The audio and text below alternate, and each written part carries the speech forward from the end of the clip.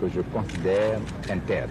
Monsieur le Président, au sein de l'opinion française, en particulier au Parti socialiste, des voix se sont élevées ces derniers jours pour émettre ce qu'on peut appeler des réserves sur le respect des droits de l'homme ou les violations des droits de l'homme en Guinée.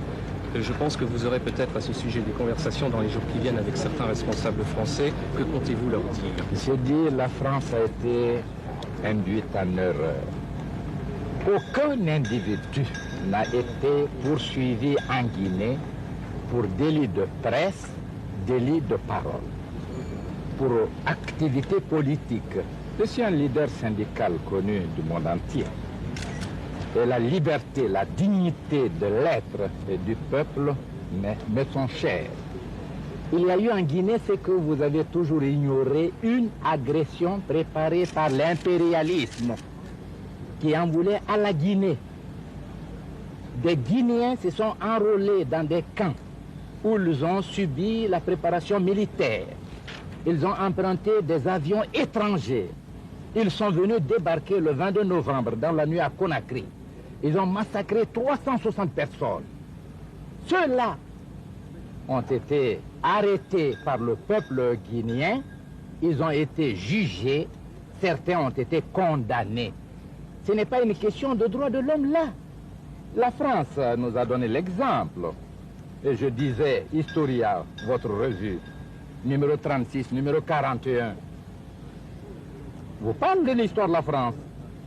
Là, ce ne sont pas 8 qui ont été exécutés, mais des centaines, plus de 100 000 personnes ont été exécutées par le peuple français, et le peuple français a raison. Il a incarné là la volonté, la dignité de tous les peuples du monde.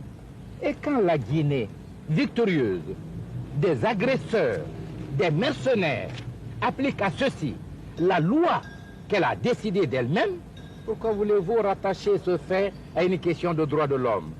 Est-ce que l'homme français, le Parisien, a droit aujourd'hui de mettre le feu à tous les biens des populations de Paris? Je ne pense pas. Il ne faut jamais opposer le droit de l'individu au droit de la société. L'indépendance, la souveraineté sont des droits collectifs, conquis par le peuple de Guinée. Et ceux qui veulent attenter à l'indépendance et à la souveraineté de la Guinée sont des traîtres quand ils sont des Guinéens. Mais si on essaie de faire croire qu'il s'agissait des Français, aucun n'est français, tous sont des fils de Guinée. Certes, ils avaient épousé des Françaises, mais la double nationalité, qu'est-ce que cela veut dire? Est-ce qu'un Français qui épouse un Américain et qui vit en Amérique, avec sa femme américaine, je m'excuse, un Français qui épouse une Américaine, qui vit en Amérique avec sa femme, et qui porte, que l'Américaine, son épouse, porte atteinte à la souveraineté de son État, l'Amérique, ou non, le peuple américain, les juridictions américaines ont le droit de juger celle-là. Et quand elle sera jugée et condamnée, est-ce que le gouvernement français pourrait poser des questions au gouvernement américain pour qu'on lui parle du sort réservé à cette Américaine?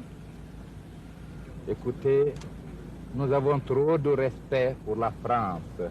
La Révolution française est pour nous un symbole.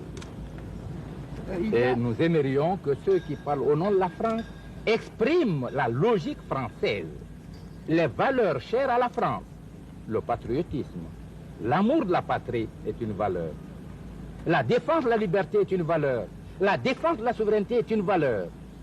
Et alors, quand la Guinée défend ces mêmes valeurs, vous voulez l'accuser de quoi? Pour rester fidèle à elle-même. Je vous demande de laisser le problème de droits de l'homme, mais à titre personnel, s'il y a quelqu'un qui voudrait mieux connaître cette Guinée, je l'invite à y venir. Et je l'invite à prendre tous les contacts dans tous les milieux qu'il désirerait. Et lui, il viendra ici comme propagandiste de la révolution guinéenne. Parce qu'il aura découvert que les droits de l'homme sont mieux respectés en Guinée que dans certains pays du monde. Monsieur le Président, qu'en serait-il des relations entre la France et la Guinée dans l'avenir? Les relations entre la France et la Guinée, pour moi, sont bonnes et elles continueront à se développer sur la base de la confiance et du respect mutuel. Merci. Merci. Merci.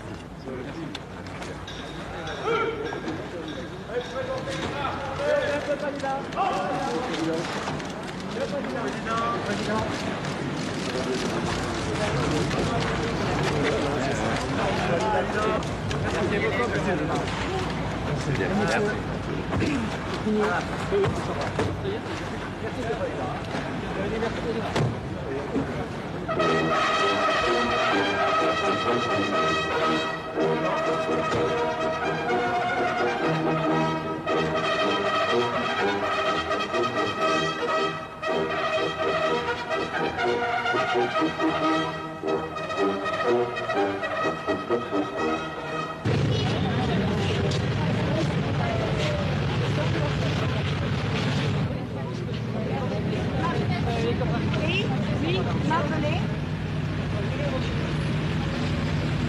Pendant 12 ans, depuis 12 ans maintenant, nous attendons des nouvelles de nos maris. Ce n'est que cette année que le président Sékou Touré a reconnu en avoir exécuté certains.